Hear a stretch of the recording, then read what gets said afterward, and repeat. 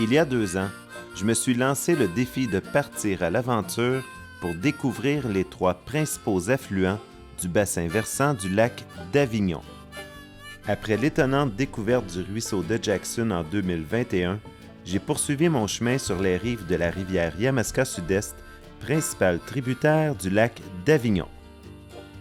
En plus de rencontrer plusieurs citoyens riverains et d'effectuer des recherches historiques au musée Lac-Brome, j'ai réalisé plusieurs entrevues avec des gens passionnés qui ont accepté de participer au projet.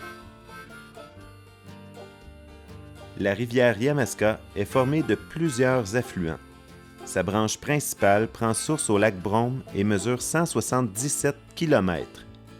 La Yamaska traverse une vingtaine de municipalités et se jette dans le fleuve Saint-Laurent à la hauteur du lac Saint-Pierre près de Sorel. Son nom d'origine abénaki fait référence à la baie de Lavalière de Sorel et signifie « là où poussent les joncs ». On entend souvent dire que la rivière Yamaska est très polluée, mais est-ce que c'est vrai? En fait, c'est quoi la définition de pollution? Parce qu'il faut garder en tête qu'il y a même des pesticides en Arctique. Il n'y a plus 1 cm² sur Terre qui n'est pas pollué par les activités humaines. La rivière Yamaska a la réputation d'être une des rivières les plus polluées du Québec. Mais c'est un petit peu en raison du fait qu'elle a naturellement un faible débit comparément aux rivières voisines comme la Richelieu et la Saint-François. Ça veut dire que même si on mettait la même quantité de contaminants dans 2 rivières, comme la Richelieu et la Yamaska, ça va sortir beaucoup plus concentré dans la Yamaska parce qu'elle est moins capable de diluer ces contaminants-là. Les sources de pollution dans la Yamaska sont très nombreuses malheureusement. Surverses municipales, contaminants pharmaceutiques, contaminants industriels, fosses septiques non conformes et contamination par le milieu agricole via les pesticides. Une des solutions à cette contamination-là, que ce soit par le ruissellement ou le milieu agricole, ce sont les bandes riveraines. Et malheureusement, elles ne sont pas assez conformes, ne sont pas assez végétalisées pour faire un bon travail de filtration. Pour ce documentaire, je m'intéresse à la rivière Yamaska Sud-Est en amont du lac d'Avignon. J'ai voulu découvrir son histoire et connaître son état de santé. Au lac d'Avignon, on a la chance d'être près des sources de nos tributaires, donc l'eau arrive ici encore très peu polluée. La rivière Yamaska Sud-Est en particulier est un très, très beau cours d'eau, nettement moins pollué en amont du lac qu'en aval du lac d'Avignon.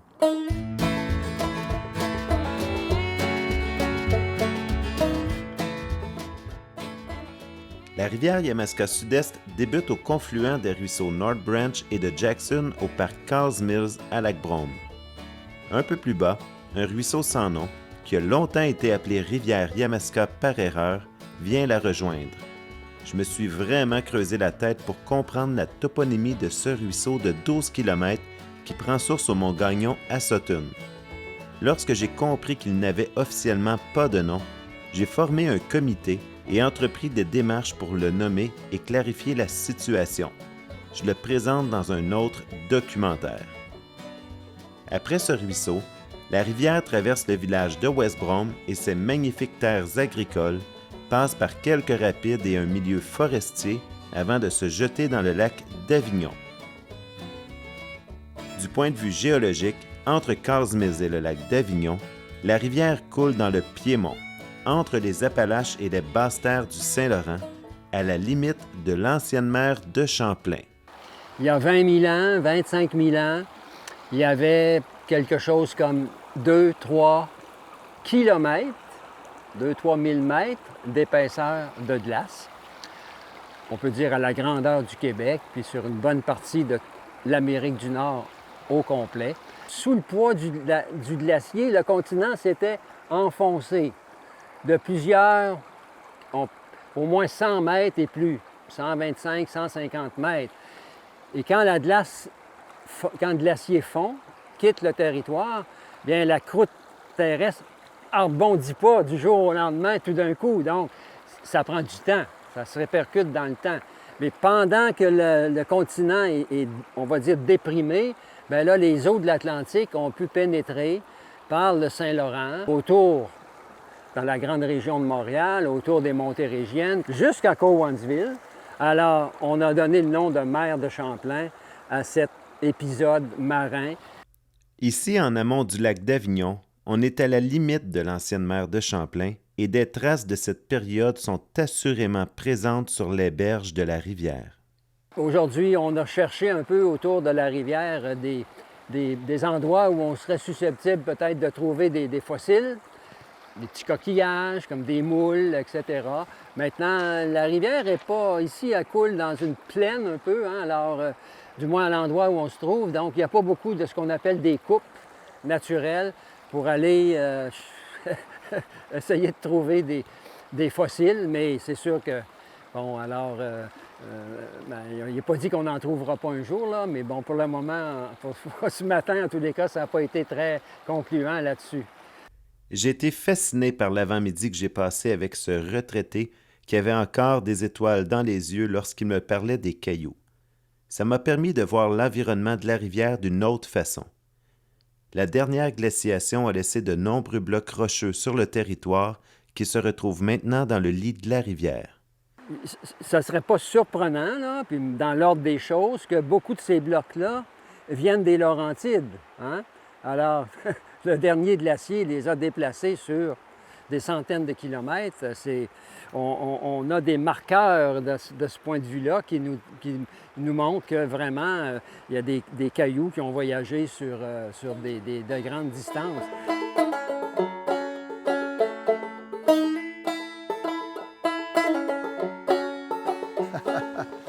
Alors, on est sur la rivière Yamaska Sud-Est. On est en amont du pont McEachern et en aval de West Brome. Une anecdote assez intéressante, il y a de l'or dans la rivière Yamaska Sud-Est.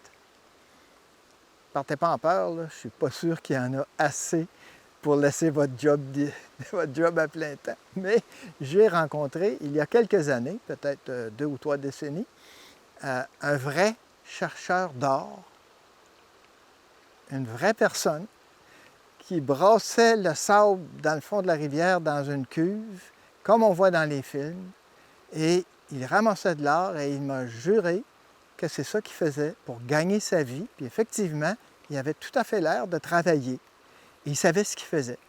Alors, il y a de l'or dans la rivière Yamaska Sud-Est.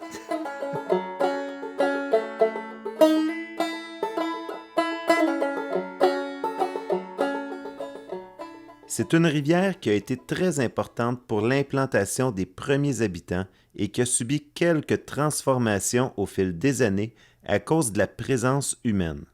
Donc ici, on est dans une portion plus agricole de la Yamaska Sud-Est, entre le village de West Brome et les rapides qui vont descendre jusqu'au lac d'Avignon. Et on est dans une portion du cours d'eau qui a été très modifiée probablement au début du 20e siècle, qui a été en fait linéarisée. Ça veut dire que on n'a pas de traces de comment était le cours d'eau avant, mais probablement qu'il y avait des méandres ici. Et on sait par des photos aériennes, les premières étant de 1950, que ce cours d'eau-là, le lit du cours d'eau a été modifié, a été rendu vraiment droit, linéaire. Pourquoi? Est-ce que c'est relié avec la construction de la traque de chemin de fer? Est-ce que c'est pour des questions de drainage agricole? Est-ce que c'est des questions plus en lien avec la drave ou les gestions de barrages, de moulins le long du cours d'eau? Ça reste à éclaircir. Mais toujours est-il que ce cours d'eau-là, s'il y avait des méandres à l'origine et qu'il a été mis droit, il s'est mis à reméandrer. Un peu en amont de cette section, on peut apercevoir des ruines de l'ancien moulin Hungerford de West Brome. La présence des moulins de West Brome date des années 1820. Au début, il y a seulement un moulin à farine. Ensuite, on construit un moulin à scie et un moulin à carde pour fabriquer du tissu. Plus tard, M. Hungerford achète les 3 moulins qui sont déjà en opération. En 1837, quand Stephen Hungerford arrive au Canada, il est accompagné de son beau-frère Samuel Peckham et les deux, ils ont des ambitions. Ils ne sont pas arrivés ici les mains vides. Ce sont des investisseurs et ce sont également des commerçants. Alors, ils s'installent, ils décident d'opérer les moulins, mais avec les années, M. Hungerford, principalement, va développer un magasin général, il va voir à faire construire l'église qui finalement sera en face de sa résidence. Il va voir beaucoup au développement municipal, il va être conseiller municipal, il va même être juge de paix, maître de poste et même juge en chef de la Cour des commissaires. Un des aspects de Hungerford qu'on lui doit, c'est l'avènement du transport ferroviaire. Il va s'organiser pour que la voie ferrée passe à West Brom et ce sera vraiment bénéfique pour le développement du commerce. M. Hungerford a vu le potentiel du moulin à carde, c'est clair, et il s'est fait connaître pour un produit particulier, des couvertures pour les chevaux qu'on appelle tout simplement les Hungerford Blankets. Plus tard, sa fille Sarah épouse un employé, Lorenzo Carl. Ils héritent des 3 moulins et vont les opérer quelques années avant de déménager à quelques kilomètres en amont dans le secteur que l'on appelle aujourd'hui Carl's Mills. Je suis particulièrement attaché au hameau de Carl's Mills et je voulais vraiment trouver son histoire. Lors de nos recherches au musée Lac-Brome, nous avons trouvé un magnifique scrapbook qui a été fabriqué par une enseignante de l'école de Carl's Mills dans les années 1940. À l'intérieur, on y retrouve un plan du hameau avec les noms des citoyens, un plan des entreprises de l'époque et quelques photos rares et uniques. Le hameau de Carl's Mills, en fait, a pris le nom à cause de l'installation des 2 frères Carl, mais c'était également un noyau industriel grâce au moulin et c'était stratégiquement placé entre West Brom et le village de Brom actuel qui, à l'époque, avait Brom Corner et Brom Center.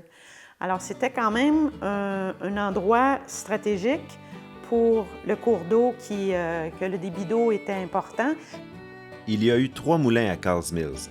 C'est Timothy Sauls, en 1802, qui opère le premier moulin à farine du comté de Brom. Plus tard, un moulin à scie est construit. Lorsque les frères Lorenzo et Augustus Carl arrivent en 1880, ils construisent un moulin à carde pour fabriquer du tissu et c'est à ce moment-là que le noyau villageois va prospérer.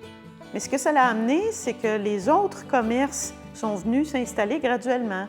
Le magasin général, le forgeron, la fabrique de fromage de M. Crittenden. Alors, puis évidemment, une école. Le moulin à carde des frères Carl a besoin de beaucoup d'énergie et on pense qu'ils ont installé une turbine pour l'opérer. Ce serait logique puisque Augustus Carl est mécanicien alors que son frère Lorenzo est manufacturier. À la suite du décès de Lorenzo Carl, son fils Bert prend la relève du moulin à scie et se spécialise dans la coupe de bois d'œuvre. Il opère le moulin jusqu'au cours des années 1940. De leur côté, les filles de Lorenzo Carl deviennent institutrices de la première petite école de Carl's Mills. Ensuite, plusieurs institutrices portant des noms des premières familles de la région se succèdent. En 1995, la succession de M. Donald Campbell Miller cède un grand terrain à la ville de Lac-Brome. 3 ans plus tard, la ville nomme cet endroit Parc Carl's Mills et y permettra l'accès aux citoyens. À ma connaissance, c'est le seul accès public qui permet d'admirer les ruisseaux du bassin versant du lac d'Avignon. Rappelons-nous que le bassin versant mesure 212 km².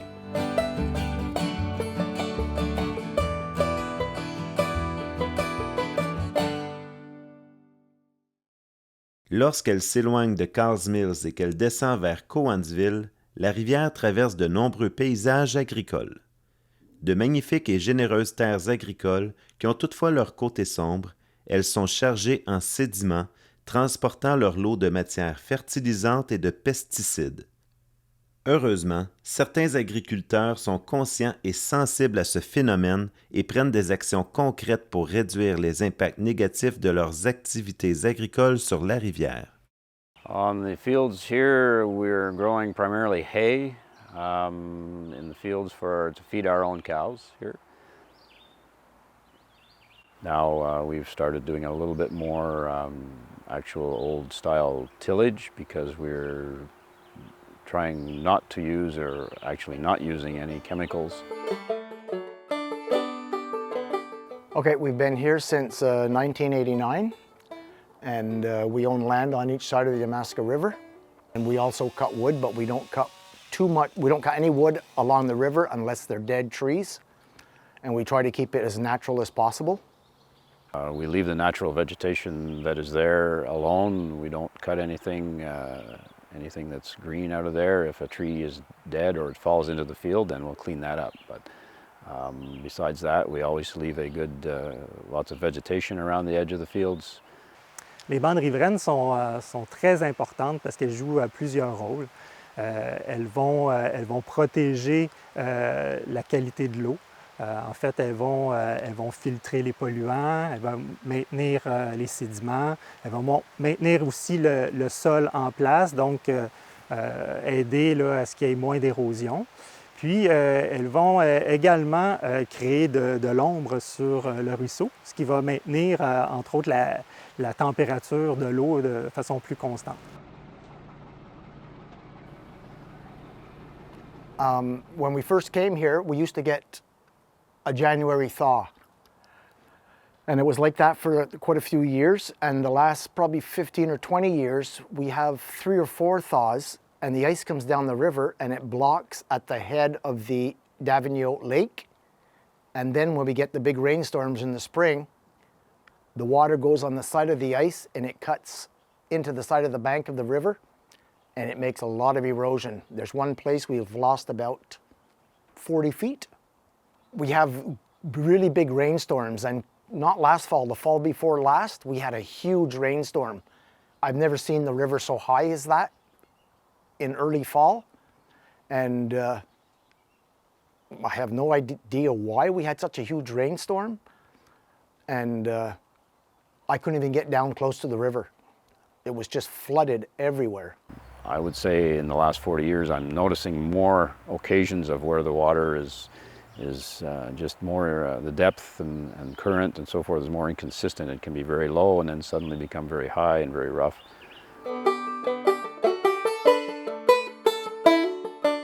La rivière Yamaska Sud-Est a cette particularité d'avoir des sautes d'humeur, mais des vraies sautes d'humeur.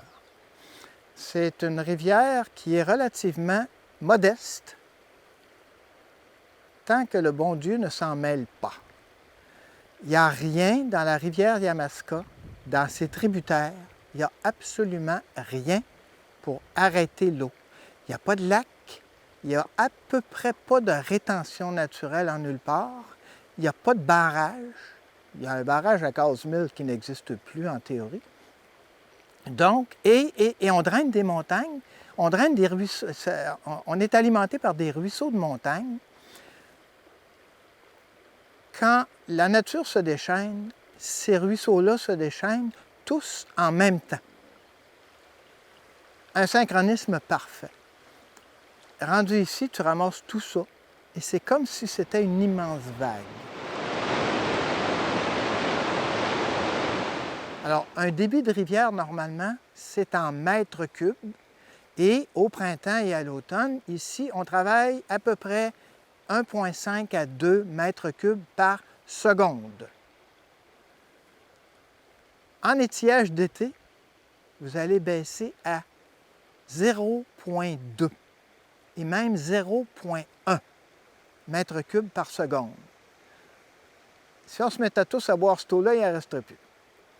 Par contre, quand le bon Dieu s'en mêle, cette rivière-là va monter, et j'ai le chiffre de l'année passée, par exemple, qui n'est pas un haut historique du tout, là. 40 mètres par seconde durant l'été. Alors, un débit normal de 1 mètre par seconde, 1,5 mètre par seconde en été, une bonne pluie, 40 mètres par seconde. La rivière peut monter en dedans de 6 heures et ramasser tout ce qui traîne autour, évidemment. Alors, dans tous les cantons de l'Est, je parle à l'ouest du lac Memphremagog, dans tout le nord du Vermont, c'est une des 2 ou 3 rivières dont le tempérament est aussi fougueux.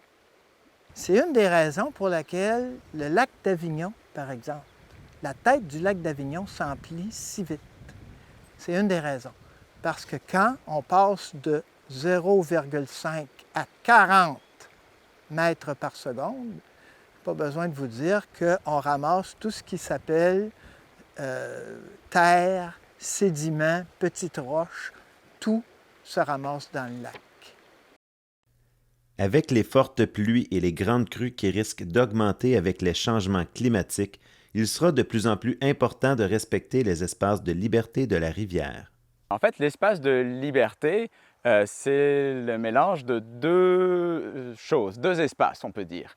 Un espace d'inondabilité, donc les zones inondables, où est-ce que la rivière déborde lors des crues de printemps ou les crues, les orages d'été.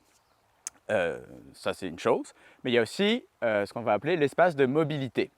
Ça, c'est peut-être un peu moins connu du grand public. En fait, l'espace de mobilité, c'est où est-ce que la rivière peut éroder ses berges, où est-ce qu'elle peut aller. Parce qu'en fait, il faut voir qu'un cours d'eau, le lit du cours d'eau n'est pas statique, il ne reste pas tout le temps à la même place dans le temps, il y a des endroits où le lit va bouger.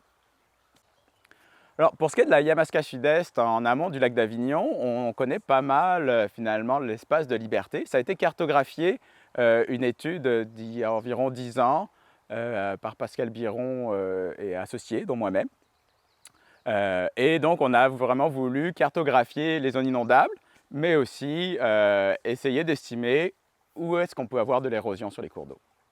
Rendre à une rivière son espace de liberté permet d'améliorer la gestion de l'eau et des sédiments, réduisant ainsi l'érosion des berges et les risques d'inondation en aval.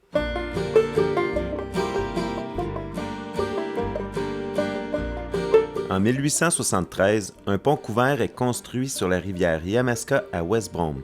C'était un endroit qui était utilisé par les enfants du village et par les voyageurs du secteur pour se protéger des intempéries. Un jour, un couple d'Abercorn s'était rendu à Swedesburg pour se marier.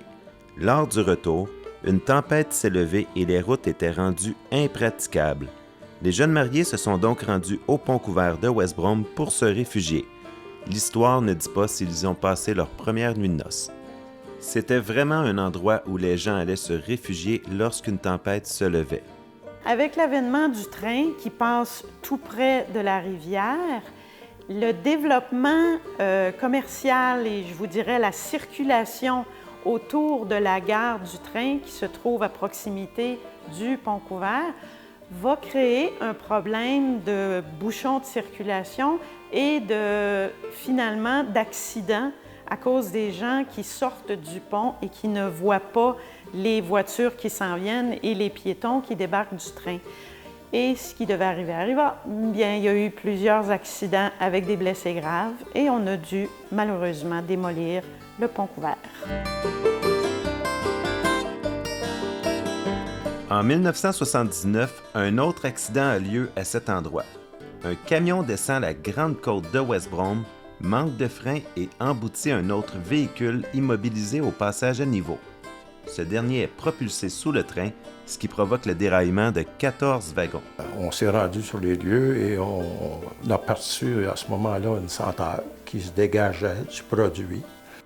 Environ 118 000 gallons d'éthylhexanol, un produit hautement toxique, se déverse dans la rivière Yamaska. Alors moi, j'ai informé le directeur à ce moment-là. Le produit n'est pas rendu dans le lac encore.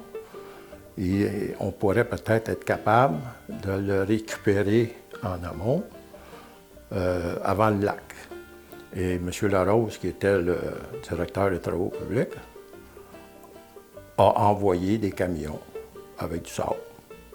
Afin de récupérer ce produit toxique, la ville de Cowansville construit rapidement un barrage temporaire près du chemin Mecochon. Mais malheureusement, il a dû s'en mélanger un peu parce que il y en a un peu du produit qui tombait l'autre bord. Après un certain temps, on a commencé à réaliser qu'il y avait des poissons flottaient sur le dos. Des beaux gros poissons, toutes sortes de poissons, de la truite, du masquignon gris, du carapade, de la parchose. La faune étant décimée, la ville devra reprendre l'ensemencement du lac d'Avignon. Mais heureusement, grâce à l'intervention rapide des services d'urgence, l'avis de ne pas consommer l'eau du robinet ne dure que quelques heures.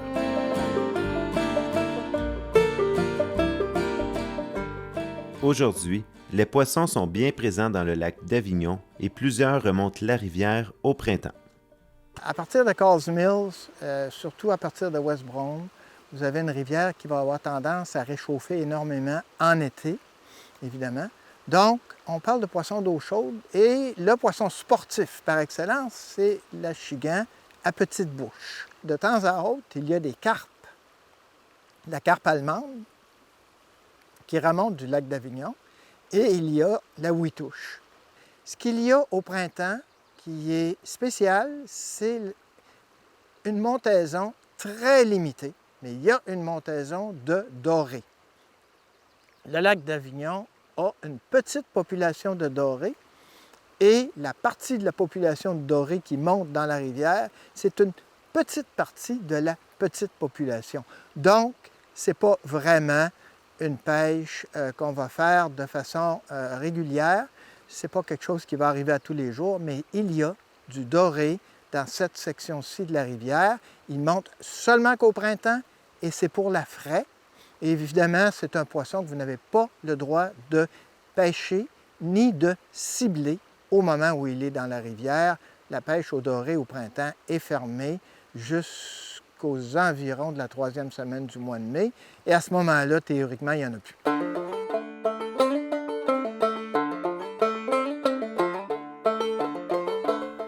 Pour revenir à la qualité de l'eau, en amont du lac d'Avignon, la rivière Yamaska Sud-Est est encore en bonne santé.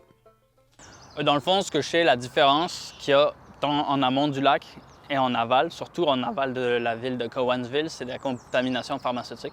Donc, en amont du lac d'Avignon, on va trouver beaucoup moins de composés pharmaceutiques qui, eux, peuvent avoir des effets néfastes. Ce qu'on va trouver, par contre, c'est quelques pesticides en raison d'une activité agricole en amont. C'est donc à partir de Cowansville que la contamination de la rivière devient plus importante, notamment à cause des nombreuses surverses annuelles, c'est-à-dire des débordements des égouts sanitaires et pluviaux. La problématique avec les surverses, la municipalité est bien consciente du problème. Dans le fond, c'est que à l'époque, les infrastructures d'égouts et de pluviales étaient connectées ensemble, fait que c'était un réseau qu'on appelle unitaire. Donc, toutes les eaux pluviales et les eaux d'égout se ramassaient dans le même réseau. Maintenant, qu'est-ce qu'on essaie de faire avec les nouveaux développements? C'est qu'on veut séparer ce réseau-là pour que le réseau de pluviales soit d'un côté, réseau égout de l'autre côté. Comme ça, on se ramasse avec uniquement des eaux de pluie lorsqu'il y a des retours d'eau dans les cours d'eau. Mais les citoyens ont aussi un rôle à jouer. Bien, les citoyens peuvent faire beaucoup de choses, là. Notamment, il y a l'aménagement de jardins de pluie, ils peuvent s'aménager des puits secs sur leur terrain, ils peuvent simplement déconnecter leur gouttière pour s'assurer que ça ne s'en va pas dans le réseau, fait que simplement la faire aller sur le terrain, sur un terrain gazonné, ou encore s'acheter un baril de récupération d'eau de pluie. Heureusement, on n'a pas cette problématique en amont du lac d'Avignon. Mais nous avons tout de même notre lot de défis sur lesquels il faut travailler pour améliorer la qualité de l'eau. En plus d'améliorer la gestion des eaux pluviales en milieu urbain, ce serait important de la travailler en milieu agricole également, notamment en ayant des bandes riveraines non seulement conformes, mais également plus larges que l'exigence minimale requise, parce que ça optimiserait vraiment son efficacité. En plus de ça, avoir des pratiques agricoles qui sont responsables et durables serait idéal pour l'environnement. Pour finir, avoir des fosses septiques conformes serait très important et idéalement ne pas s'installer dans l'espace de liberté des cours d'eau ferait vraiment une différence. La protection de la qualité de l'eau du bassin versant et du lac d'Avignon en particulier est une responsabilité collective. Les citoyens, les municipalités et les différents groupes de préservation doivent mettre leurs efforts en commun afin de préserver et d'assurer sa pérennité. Certains aspects du lac sont menacés, notamment avec le problème de sédimentation très important à l'entrée du lac. Des efforts de tous et une surveillance accrue et continue sont requis pour assurer sa pérennité.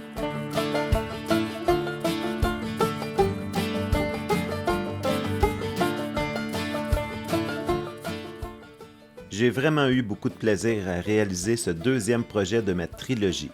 En plus de rencontrer des gens accueillants qui m'ont aidé dans mes recherches, j'ai eu la chance de découvrir la rivière et ses magnifiques paysages de façon plus intime.